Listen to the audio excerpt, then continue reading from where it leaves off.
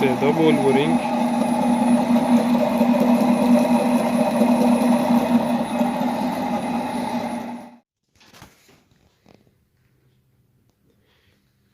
ولورینگ جلو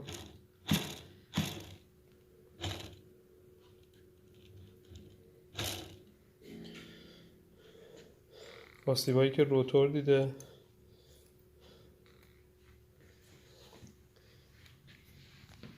ولورینگ عقب کلن جامپه، تو جای خودش میچرخیده.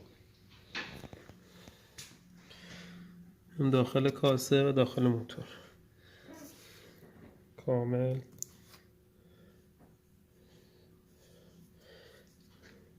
نذارید موتور به این وضعیت برسه، خیلی زودتر از اینا باید به دادش برسید. به هم ریختن آهنرباها هم تو یه خط نیست دیگه.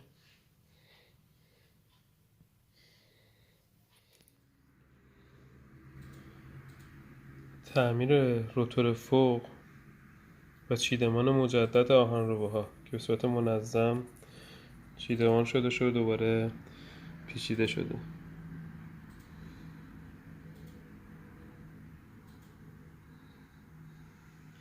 در اصل باید روتور به این شکل باشه،